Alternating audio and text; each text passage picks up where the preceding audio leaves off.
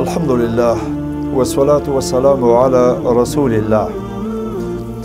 محمد صلی الله علیه وسلم د نړیوالو سردار. د رسول الله ژوند د یو فرد ژوند نه بلکې دا د هغه سپېڅلي او بېساري بدلون کیسه ده چې په تاریخ کې ساری نه لري. له هغه سره له لومړۍ ورځې د یو نړیوال اوښتون او د انسان د هر اړخیز بدلون او خلاصون قضیه مطرح وه. هغه مهال عرب قوم یو وحشي ځناور صفته ملت و. وینې څښل، قمار وهل، زنا، بېحیایي، بربنډتوب، چور و چپاول د دوی دود و. د بوتانو لمر، سپوږمۍ، ستورو او اور عبادت یې کاوه. قبیلوي تبعیض، په رنګ او ژبه ویاړ، اولاد وژنه، د لوڼو ژوندي ښخول د دغه سختزړي ملت خوی و. د نړۍ د نورو ملتونو حال له دې نه بتر و. رسول الله د دغه ناپوه قوم په روزنې لاس پورې کړ چې په نتیجه کې له پادوان نه قائد، له غله نه امین او له زناکارو او بېحیا خلکو یې د عفت او شرف لوړ څلي جوړ کړل. د عربو جزیره د امن، عدل او اقتصادي پرمختیا زانګو جوړه شوه. بېسواده قوم د نړیوالو معلم او لارښود جوړ شو او نړۍ ته د نظام نمونه وړاندې کړه. د ده مبارک رسالت فرد، ټولنې، روح او جسد، دنیا او آخرت، سیاست او اقتصاد او د ژوند ټولو برخو ته شامل دی. اوس مهال بشریت د ظالمانه مادي توپان سره مخامخ، د اخلاقي بربادۍ، روحاني خلا، ټولنیز ظلم او د نسلي، قومي او ژبني امتیازاتو په خوسا ډنډ کې پروت ده. متمدن انسان دومره لوی جنایتکار ده چې په ځنګله کې وحشي ځناور په خپل ظلم او وحشت سره وشرمول. د انسانانو د وژنې لپاره اتومي بټۍ او لرې واټن ویشتونکي توغندي او توپونه جوړېږي. د ملتونو لویه پانګه د بشریت په وژلو او د ښارونو په ورانولو لګول کېږي.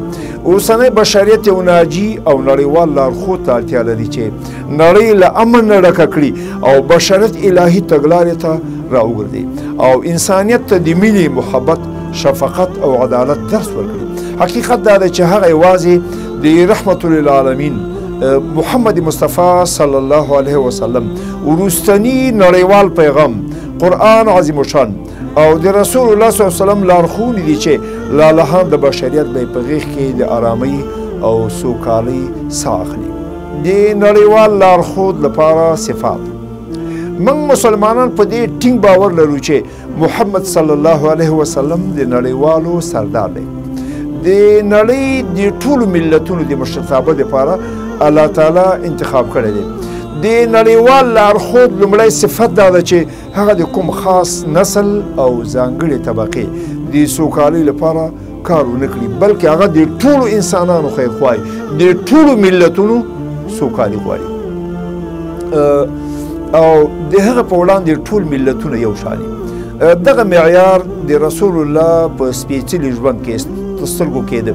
دغه ژوند د کوم قوم پرست او وطن پرست ژوند نه بلکې د بشریت خواخوږی، له بشریت سره محبت کوونکی ژوند و.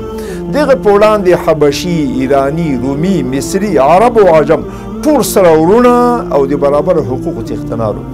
دریم صفت د نړیوال لارښود دا ده چې دغه وړاندې کړي اصول او قواعد نړیواله بڼه ولري او د ټولې نړۍ انسانان یو شان رهبري کړي او په هغو کې د بشري ژوند د ټولو ستونزو حل موجود دي. قرآن عظیم الشان هم د نړۍ د ټولو ملتونو لارښود دی او د نړۍ ټول قومونه مخاطب کوي او ټولو ستونزو مشکلاتو ته د پای ټکی ږدي. بل صفت د نړیوال لارښود هغه دا ده چې هغه خاصې زمانې او وخت پورې ارتباط ونه نیسي بلکې په هر وخت کې صحیح او د عمل وړتیا ولري. قرآن هم تر قیامته وروستی الهي پیغام دی. څلورم صفت یې دا وي چې هغه اصول او قوانین چې نړیوالو ته وړاندې کړي وي هغه تش فلسفه نه وي بلکې عملي بڼه یې هم ورکړي وي. دا یو تاریخي حقیقت ده چې محمد صلی الله علیه وسلم یوازې خیالي نقشه نړیوالو ته نه ده وړاندې کړې بلکې د 23 کلونو په موده کې په لکونو خلکو د ده رسالت منلی دی او ورته غاړه ایښې ده. د جزیرة العرب په لکونو مربع میله ځمکه باندې اسلام غالب او بتپال جاهلیت په ګونډو او د تاریخ کندې ته سپارل شوی او بیا د هغه د رښتینو ملګرو او شاګردانو په وسیله اسلام هغه مهال په درې وچو آسیا افریقا او د اروپا په زیاترو برخو د غالب نظام رول ترسره کړ دا هغه ستره تاریخي کارنامه ده چې د هغې په بنسټ موږ رسول الله صلی الله علیه وسلم ته د تل لپاره د نړیوالو د لارښود لقب ورکولی سو د هغه لارښوونې د کوم ځانګړي ملت ملکیت نه بلکې د ټول بشریت شریک میراث ده هر څوک ورڅخه ګټه اخیستلی سي او چې څوک ترې ګټه نه اخلي په ابدي محرومیت کې به خپل ځان اخته کړي در په در او خاورې په سر به وګرځي له همدغه وجې نه د دوم نړیوال جنګ په مهال برناردس شو د انګلیس نامتو فیلسوف ویلي و چې کاشکې محمد صلی الله علیه وسلم ژوندی وی چې د نړۍ له امن نه ډکه کړې وی د ښاغلي شو د رسول الله په شان کې یو کتاب هم لیکلی دی لیکن د انګلستان دولت هغه مصادره کړل او هغه یې وسوځو سبحانک اللهم وبحمدک اشهد ان لا اله الا انت استغفرک واتوب الیک